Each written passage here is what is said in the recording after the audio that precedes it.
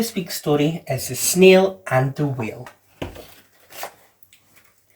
This is a tale of a tiny snail and a great big grey humpback whale.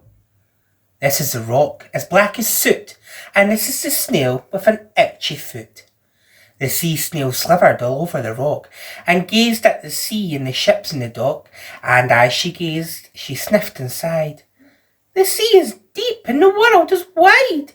How I long to sail," said the tiny snail. Those are the other snails in the flock, who all stuck tight to the smooth black rock, and said to the snail with an itchy foot, "Be quiet, don't wriggle, sit still, stay put." But the tiny sea snail sighed and sniffed, then cried, "I've got it, I'll hitch a ride." This is the trail of the tiny snail, a silvery trail that looked and curled and said, "Lift wanted around the world."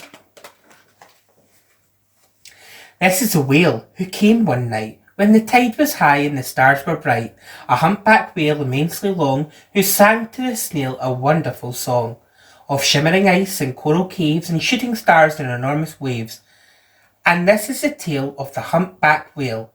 He held out the starlight sea and said to the snail, "Come sail with me."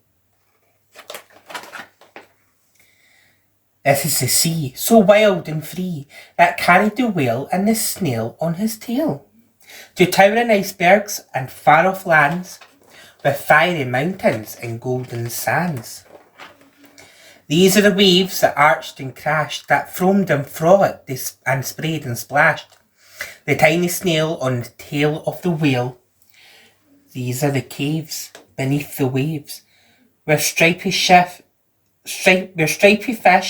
with feathery fins and sharks with hideous toothy grins swam round the whale and the snail on his tail.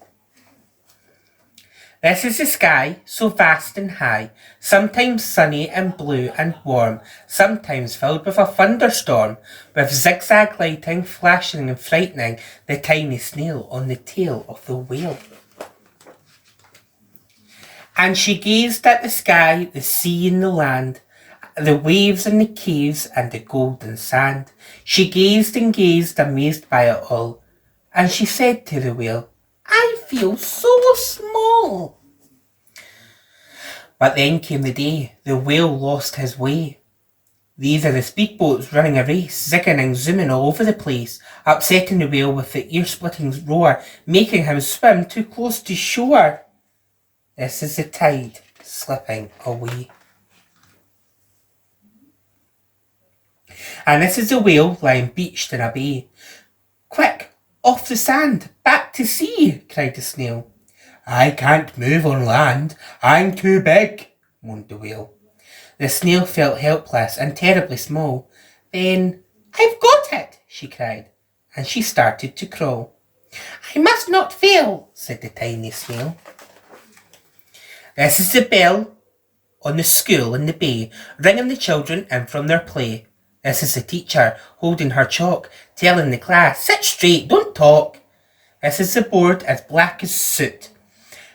And this is the snail with an itchy foot. "A snail, a snail!" The creature turns pale. "Look," says the children, "it's leaving a trail." And the trail of the tiny snail and silvery trail saying, "Save the whale." These are the children running from school, fetching the fireman digging a pool, squirting and spraying to keep the whale cool. This is the tide coming into the bay, and these are the villagers shouting hooray as the whale and the snail travelled safely away. Back to the dock and the flock on the rock, who said, "How time's flown, and haven't you grown?" And the whale and the snail told their wonderful tale of shimmering ice and coral caves, and shooting stars and enormous waves, and of how the snail, so small and frail, with her looping curling silvery trail, saved the life of the humpback whale. Then the humpback whale held out his tail, and on crawled snail after snail after snail. and they sang to the sea as they all set sail on the tail of the grey-blue humpback whale. The end.